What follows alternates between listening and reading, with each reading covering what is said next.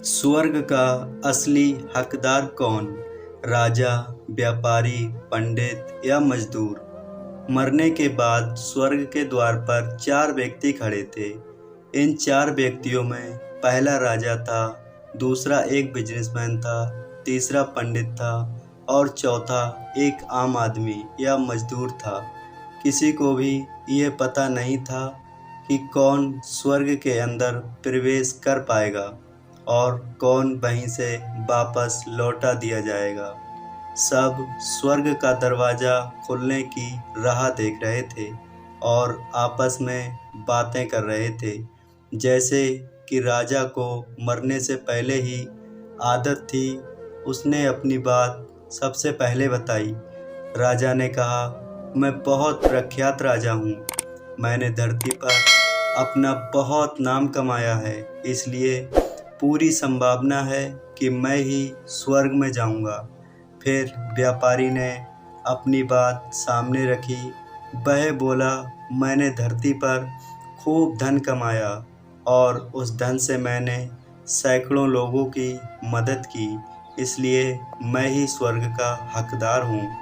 अब बारी थी पंडित की, तो पंडित ने मुंह खोला और सबको ये कहा, चाहे तुम जो सोच लो, लेकिन ये बात तो तय है कि स्वर्ग के दरवाजे खुलेंगे तो मेरे लिए ही।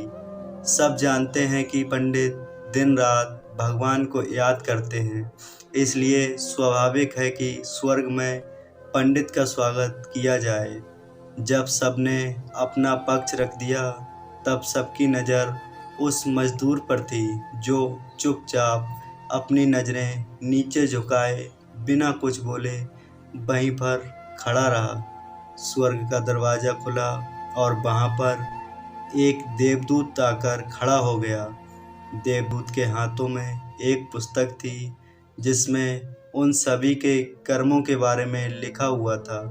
देवदूत ने सबसे पहले राजा को अपने पास बुलाया और उसको पूछा, तुम बताओ, तुमने अपने जीवन में क्या क्या अच्छे कार्य किए हैं? मैं उन्हें इस पुस्तक में देखकर फैसला करूँगा कि तुम्हें अंदर आने देना है या नहीं। राजा ने कहा, मेरा राज्य जितना बड़ा था उतना ही समृद्ध था और मेरे राज्य के सभी लोग खुशहाल थे। सभी बड़े आनंद से रहते थे। मैंने उन्हें कभी भी किसी भी चीज़ की कमी नहीं होने दी। यही मेरे अच्छे कर्म हैं। देवदूत ने अपने पुस्तक में देखा और देखने के बाद राजा से कहा, तुम सच बोलते हो। तुमने अपने राज्य की प्रजा को बहुत सुखी रखा था, लेकिन तुमने अपने राज्य की सीमा बढ़ाने के लिए जितने युद्ध किए थे, उन युद्ध की वजह से हजारों सैनिकों ने अपनी जान गंवा दी थी।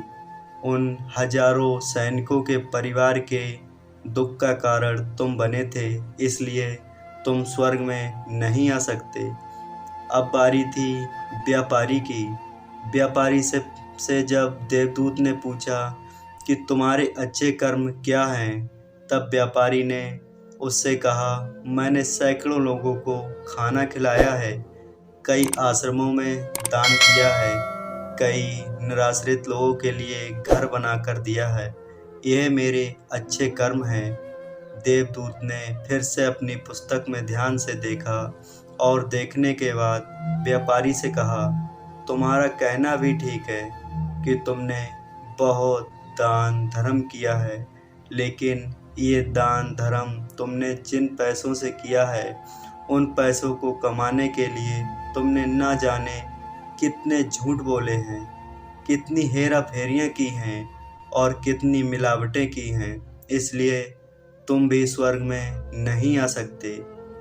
जब पंडित से यही सवाल किया, तो पंडित ने बड़े ही आत्मविश्वास के साथ कहा, मैंने अनगिनत लोगों को ज्ञान दिया है, हजारों यज्ञ और पूजाएं की हैं और दिन रात भगवान का जाप किया है। इससे अच्छे कर्म और क्या ही हो सकते हैं। देवदूत ने अपनी पुस्तक के अंदर झांक कर देखा और पंडित से कहा, आपने जितने भी लोगों को जो भी ज्ञान दिया है, उन बातों पर कभी खुद अमल नहीं किया। आपने यज्ञ, पूजा या भगवान का नाम निस्वार्थ भाव से कभी नहीं लिया, इसलिए आपका भी स्वर्ग में आना प्रतिबंधित है। मजदूर ये सब देखकर हैरान था। वह अब तक जिन्हें महान समझता आ रहा था, उनकी व्याख्या स्वर्ग के दरवाजे पर आकर बदल गई थी। धरती पर जिन कामों को अच्छा समझा जाता है, उनका यहाँ पर कोई मूल नहीं था। यमदूत ने जब इस मजदूर को अपने पास बुलाया और इससे पहले कि वह उससे उसके अच्छे कर्मों के बारे में पूछता, मजदूर बोल पड़ा, प्रभु, मैं जानता हूँ कि मैं स्वर्ग में आने के लायक नहीं हूँ, लेकिन मैं फिर भी एक बार बाहर से ही स्वर्ग को झांक कर देखना चाहता हूँ। बस इससे ज़्यादा मेरी कोई इच्छा है ही नहीं, क्योंकि ऐसी इच्छा पालने के लिए मैंने जीवन में कुछ भी नहीं किया है। मैं पूरा दिन मेहनत करता और जो भी पैसे कमाता, उन्हें अपने परिवार के पालन पोषण में खर्च कर देता। इसलिए दान धर्म के लिए कुछ बचता ही नहीं।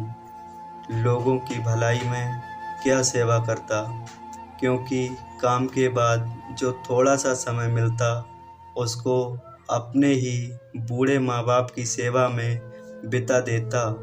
और ये सब करने के बाद मैं कभी कभी मंदिर भी चला जाता और भगवान से जैसा भी मुझे दिया है उस जीवन के लिए धन्यवाद कहता।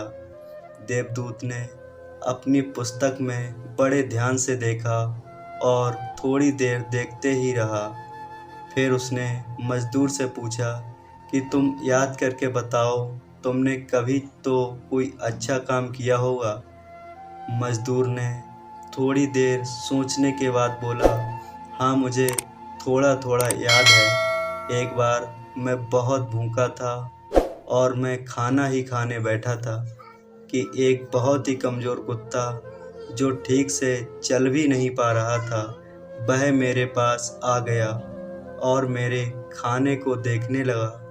तब मैंने अपनी रोटी उसे खिला दी थी और उस दिन मैं खुद भूखा सोया था। मजदूर की बात सुनने के बाद देवदूत मुस्कुराया और मजदूर को बड़े सम्मान से स्वर्ग के अंदर लेकर गया। दोस्तों, अच्छे कर्म लोभ, मोह माया इन सब भाव में आकर नहीं किए जाते और ना ही उन्हें अच्छे कर्मों की श्रेणी में गिना जाता है। निस्वार्थ भाव से किया गया एक ही अच्छा कर्म भी आपके जीवन के सारे पाप धोने की शक्ति रखता है। इसलिए जब भी मौका मिले, निस्वार्थ भाव से और अच्छे मन से अच्छे कर्म किया करें। दोस्तों, आपको ये वीडियो कैसी लगी हमें कमेंट करके ज़रूर बताएं।